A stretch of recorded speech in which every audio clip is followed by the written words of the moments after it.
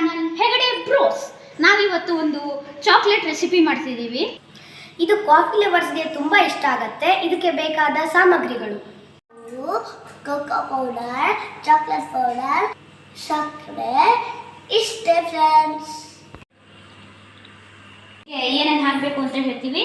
First ಅರ್ಧ spoon cocoa powder, ಆಮೇಲೆ 1 spoon coffee powder, ಆಮೇಲೆ 1 ಸ್ಪೂನ್ ಚಾಕ್ಲೇಟ್ ಪೌಡರ್, ಆಮೇಲೆ 2 ಸ್ಪೂನ್ ಸಕ್ಕರೆ.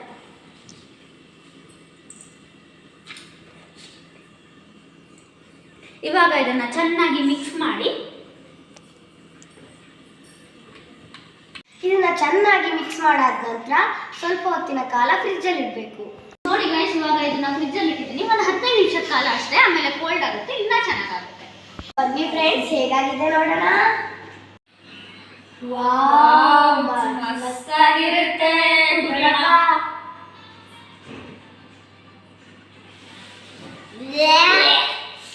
ಚೂರು ಚೆನ್ನಾಗಿಲ್ಲ. ಯಾರು ಮಾಡಕ್ ಮಾತ್ರ ಹೋಗ್ಬೇಡಿ ಗೈಸ್, ಪ್ಲೀಸ್. ಯಾರು ಬೇಜಾರಾಗಬೇಡಿ ಗಾಯ್ಸ್.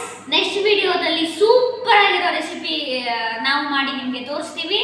ಲೈಕ್ ಮಾಡಿ, ಶೇರ್ ಮಾಡಿ, ಸಬ್ಸ್ಕ್ರೈಬ್ ಮಾಡಿ.